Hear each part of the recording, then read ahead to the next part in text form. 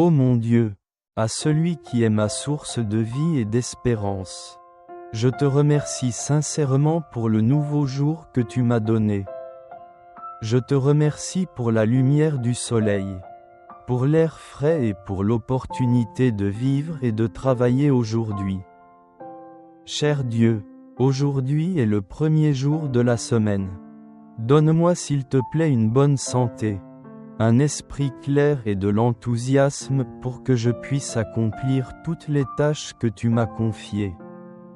S'il te plaît, guide-moi dans toutes mes décisions, paroles et actions, afin que je vive toujours selon ta volonté. Ô mon Dieu, s'il vous plaît, donnez-moi la paix dans mon âme. S'il te plaît, aide-moi à surmonter mes inquiétudes et mes chagrins et à me concentrer sur les bonnes choses que tu m'as données. S'il vous plaît, aidez-moi à apprécier les moments présents et à vivre une vie pleine de sens et heureuse. Ô mon Dieu, s'il vous plaît, donnez-moi de la gratitude pour toutes les personnes que je rencontre aujourd'hui.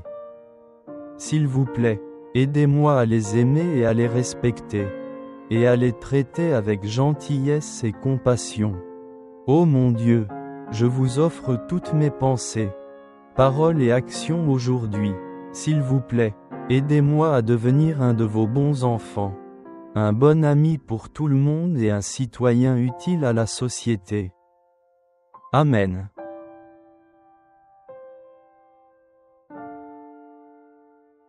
Lecture du livre du prophète Isaïe. Ainsi parle le Seigneur. Oui, voici, je vais créer un ciel nouveau et une terre nouvelle. On ne se souviendra plus du passé. Il ne reviendra plus à l'esprit. Soyez plutôt dans la joie. Exultez sans fin pour ce que je crée. Car je vais recréer Jérusalem, pour qu'elle soit exultation, et que son peuple devienne joie. J'exulterai en Jérusalem. Je trouverai ma joie dans mon peuple. On n'y entendra plus de pleurs ni de cris. Là, plus de nourrissons emportés en quelques jours, ni d'hommes qui ne parviennent au bout de sa vieillesse. Le plus jeune mourra centenaire. Ne pas atteindre 100 ans sera malédiction.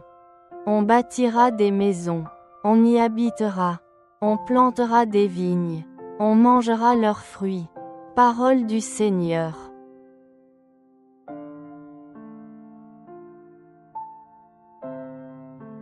Je t'exalte, Seigneur, tu m'as relevé. Je t'exalte, Seigneur, tu m'as relevé. Quand j'ai crié vers toi, Seigneur, Seigneur, tu m'as fait remonter de l'abîme, et revivre quand je descendais à la fosse. Fêtez le Seigneur, vous, ses fidèles, rendez grâce en rappelant son nom très saint. Sa colère ne dure qu'un instant. Sa bonté, toute la vie. Avec le soir, viennent les larmes, mais au matin, les cris de joie. Et j'ai crié vers toi. Seigneur, j'ai supplié mon Dieu. Tu as changé mon deuil en une danse. Que sans fin, Seigneur, mon Dieu, je te rende grâce.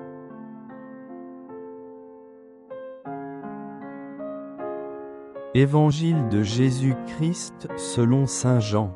En ce temps-là, après avoir passé 2 jours chez les Samaritains, Jésus partit de là pour la Galilée. Lui-même avait témoigné qu'un prophète n'est pas considéré dans son propre pays. Il arriva donc en Galilée. Les Galiléens lui firent bon accueil, car ils avaient vu tout ce qu'il avait fait à Jérusalem pendant la fête de la Pâque, puisqu'il était allé eux aussi à cette fête. Ainsi donc Jésus revint à Cana de Galilée, où il avait changé l'eau en vin. Or, il y avait un fonctionnaire royal, dont le fils était malade à Capharnaüm. Ayant appris que Jésus arrivait de Judée en Galilée, il alla le trouver. Il lui demandait de descendre à Capharnaüm, pour guérir son fils qui était mourant. Jésus lui dit, « Si vous ne voyez pas de signes et de prodiges, vous ne croirez donc pas ?»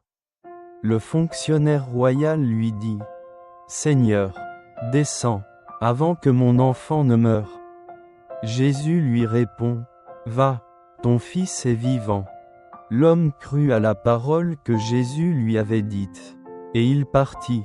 Pendant qu'il descendait, ses serviteurs arrivèrent à sa rencontre, et lui dirent que son enfant était vivant. Il voulut savoir à quelle heure il s'était trouvé mieux. Ils lui dirent, « C'est hier, à la 7e heure, au début de l'après-midi, que la fièvre l'a quitté. » Le père se rendit compte que c'était justement l'heure où Jésus lui avait dit, « Ton fils est vivant. » Alors il crut, lui, ainsi que tous les gens de sa maison. Tel fut le second signe que Jésus accomplit, lorsqu'il revint de Judée en Galilée. Acclamons la parole de Dieu.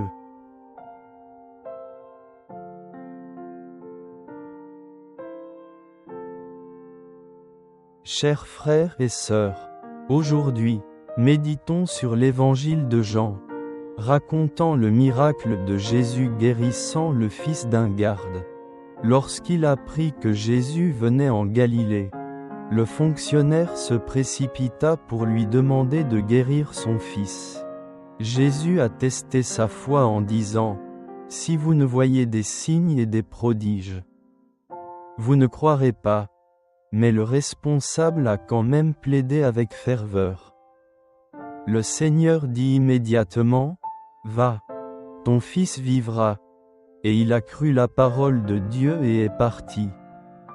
Sur le chemin du retour, il apprit que son fils avait été guéri au moment précis où Jésus parlait. Dès lors, toute sa famille croit en Dieu. À travers ce passage évangélique, Jésus veut nous rappeler la puissance de la foi. Premier message, croyez en la puissance et la parole de Dieu. Le fonctionnaire n'a pas demandé de miracle immédiat, mais a cru aux paroles de Jésus et est parti. La vraie foi consiste à croire même lorsque les résultats ne sont pas encore visibles. Chers frères et sœurs, la vraie foi n'exige pas de prévoyance, mais ose se confier entièrement à Dieu. Parfois, comme ce fonctionnaire, nous rencontrons des difficultés et des souffrances. Mais Dieu a juste besoin que nous ayons confiance en sa parole. N'oubliez pas que la parole de Dieu a le pouvoir de transformer des vies, de guérir les âmes et d'apporter le salut. Que Dieu nous donne une foi forte pour toujours avoir confiance en sa puissance et son amour. Deuxième message, la foi n'a besoin d'aucune condition. Dieu blâme ceux qui ne croient que lorsqu'ils voient un miracle. Car la vraie foi consiste à faire confiance à Dieu dans toutes les situations. Chers frères et sœurs, la vraie foi n'a besoin d'aucune condition.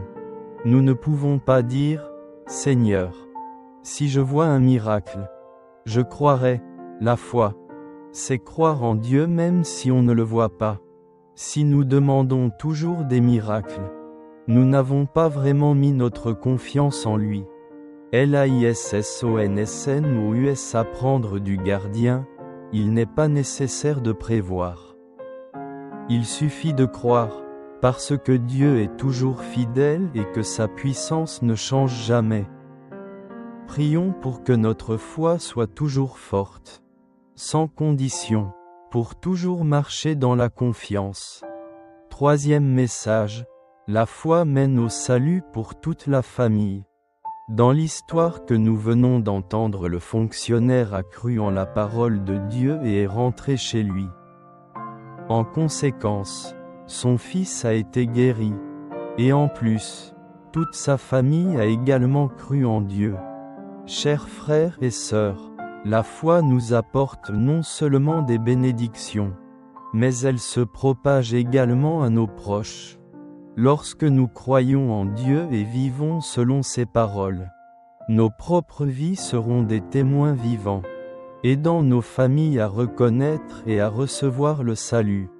Suivez l'exemple du mandarin de l'Évangile, osez croire. Osez faire confiance et persévérer dans la prière pour votre famille. Lorsque nous mettons notre confiance en Dieu, il agira et apportera des bénédictions même à nos proches.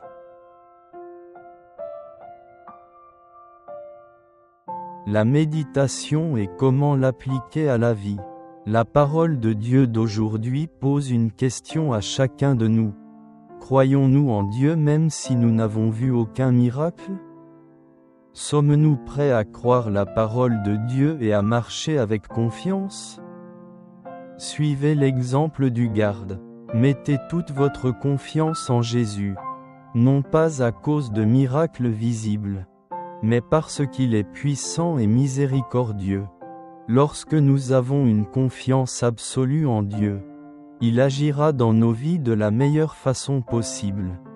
Priez pour que Dieu renforce notre foi, afin que nous puissions toujours lui faire confiance et ressentir des miracles spirituels dans nos vies. Amen.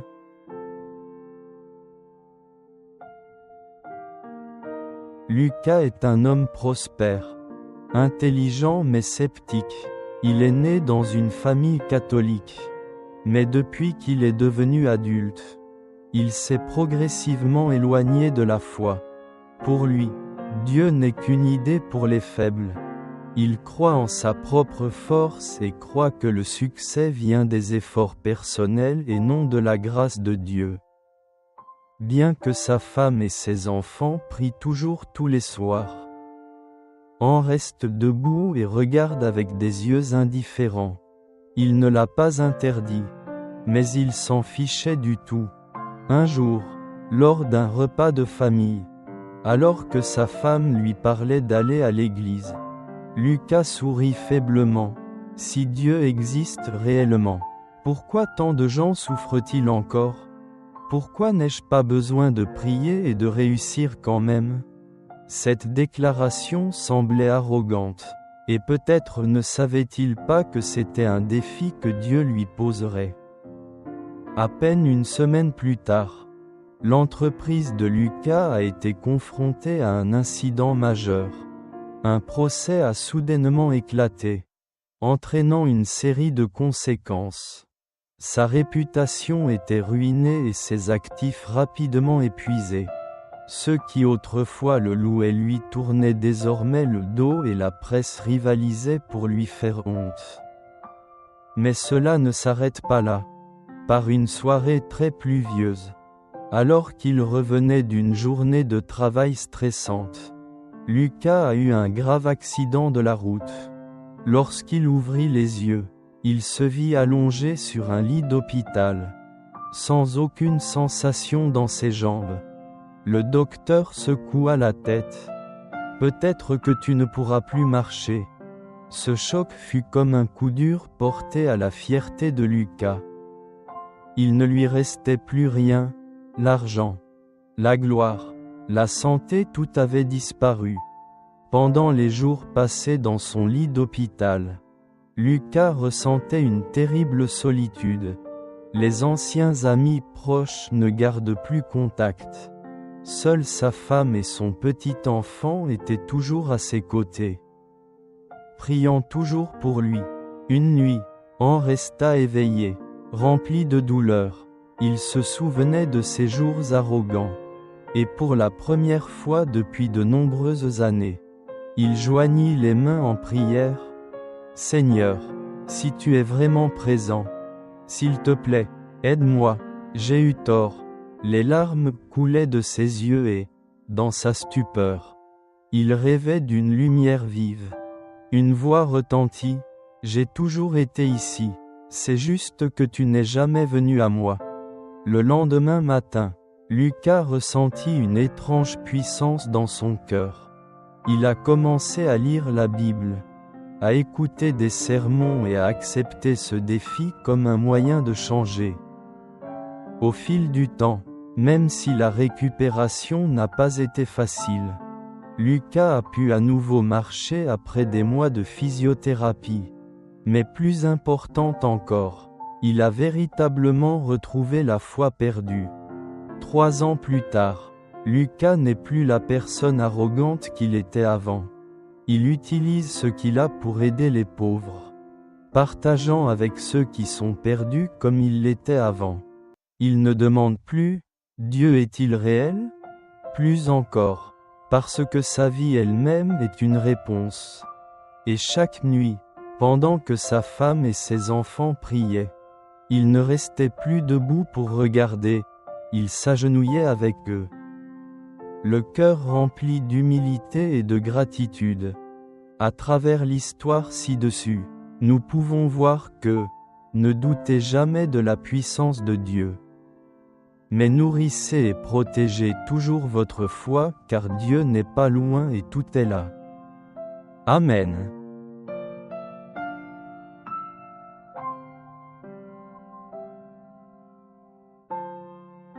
Seigneur, combien de fois portons-nous dans nos cœurs des inquiétudes, des souffrances et des désirs que ton miracle se produise comme nous le souhaitons. Mais Dieu nous enseigne que la foi ne consiste pas à voir des signes, mais à faire confiance à la parole de Dieu. Aide-nous à avoir confiance en ton amour et ton pouvoir, même lorsque nous ne voyons pas de résultats immédiats. Seigneur, l'officier a cru en ta parole avant de voir le miracle. Puissions-nous aussi avoir la même confiance, afin que même dans les moments d'épreuve, nous puissions encore nous accrocher aux promesses de Dieu. S'il vous plaît, aidez-nous à persévérer dans la prière, à ne pas nous décourager lorsque nous ne voyons pas ce que nous attendions, mais toujours confiants que Dieu travaille de la meilleure façon pour nous. Seigneur, tu es le guérisseur, non seulement de nos corps mais aussi de nos âmes. S'il vous plaît, venez toucher la douleur dans nos cœurs, les blessures du péché, de la déception, des blessures passées.